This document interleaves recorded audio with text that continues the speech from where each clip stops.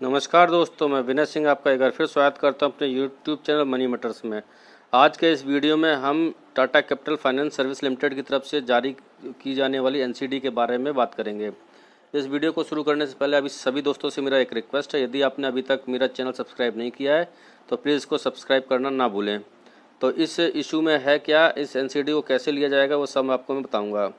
सबसे पहले तो आपको एक जो Tata capital finance service limited की एक छोटा सा ब्रीफ नोट दे देता हूँ। ये एक NBFC है जो कि TCL टाटा कैपिटल लिमिटेड का ही एक बाई प्रोडक्ट है और इसे इनके जो है बहुत सारे प्रोडक्ट्स मार्केट में अवेलेबल हैं। ये बहुत सारी फाइनेंशियल एक्टिविटीज़ करते हैं। अगर हम 30 जून 2019 तक की बात करें तो इनकी रिप्रेजेंटेशन लगभग 23 राज्य के में 125 ऑफिसों के तहत थी। तो मतलब इनका एक बहुत अच्छा नेटवर्क है और बहुत मतलब लंबी पैठ है। अगर दूसरी तरफ बात करें, इनकी जो कंसोलिडेटेड इनकम थी 31 मार्च 2019 तक की अगर बात करें तो 5585.66 करोड़ के आसपास और कंसोलिडेटेड है 432.81 करोड़ इनकी जो है प्रॉफिट इनको हुआ था, वो भी टैक्स और बाकी जो इनके खर्चे निकाल कर। तो बहुत अच्छा इनका मतलब इनको प्रॉफिट भी बहुत बढ़िया हुआ था, तो इसमें नो डाउट। तो ये टाटा कैपिटल सर्विस है, ये अगर हम इसको बात करें तो ये जो इन्होंने ये ला रहे हैं NCD, इसकी 1000 रुपये का इन्होंने प्राइस रखा है, जिसमें टोटल मिलाकर अगर 4126 करोड़ रुपए के लगभग ये इससे कवर करेंगे पैसे को। अब इसके अगर मेन पॉइंट्स की बात करें तो इसमें मेन पॉइंट्स ये है कि इसको इशू करने वाला कौन है। इशूअर की बात करें तो इशू कर रहा है Tata capital finance service limited, इसको इशू कर रही है। इशू का साइज़ क्या होगा, तो जैसे कि मैंने पहले आपको बताया था 1000 रुपये का एक NCD होगा और इसका टोटल जो है दो टाइप का इसमें है, अनसिक्योर्ड और सिक्योर्ड मिला के टोटल 4126 करोड़ का इसका ये इशू है।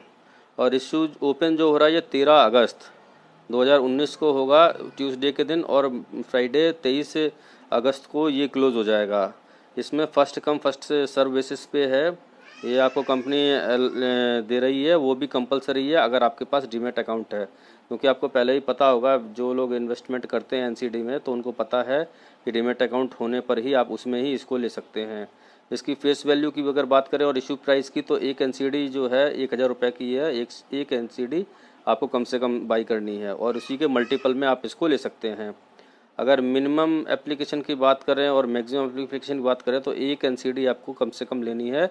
और अगर रिटेल इन्वेस्टर हैं तो आपको 10 NCD जो कि 1 लाख रुपए तक की मिल जाएगी, वो आप ले सकते हैं।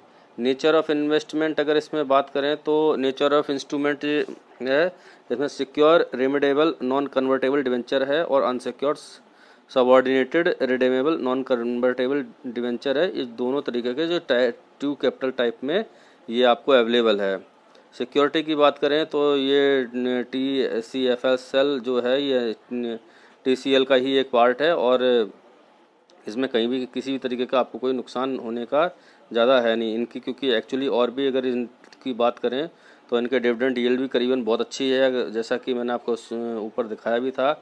इनकी जो इफेक्टिव डिविडेंड यील्ड है 8.64 के आसपास की है और क्रिसिल ने जो इनको रेटिंग दी है वो ट्रिपल ई रेटिंग है। तो रेटिंग भी बहुत ज़बरदस्त शानदार रेटिंग है।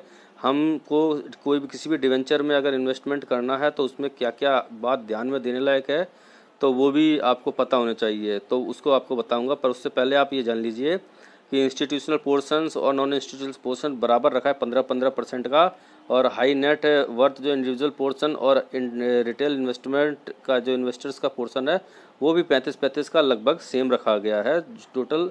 ये देख लीजिए। तो एक बार अब देखिए NCD जो होती है उसमें आपको क्या क्या ध्यान रखने वाली चीज़ें होती हैं और क्या क्या उसमें मतलब एक फीचर्स होते हैं। तो लिस्टेड होते हैं जो ये स्टॉक एक्सचेंज पे लिस्ट होती हैं जाके NCDs। दूसरा होता है डीमैट अकाउंट, बहुत ही ज़रूरी होता है इसको खरीदने और बेचने के लिए। तीसरा होता है लिक्विडिटी की, इसमें कोई प्रॉब्लम नहीं होती, आप कभी भी इसको लिक्विडेट कर सकते हैं। NCD को खरीदने और बेचने वाले बहुत सारे लोग अवेलेबल होते हैं मार्केट में।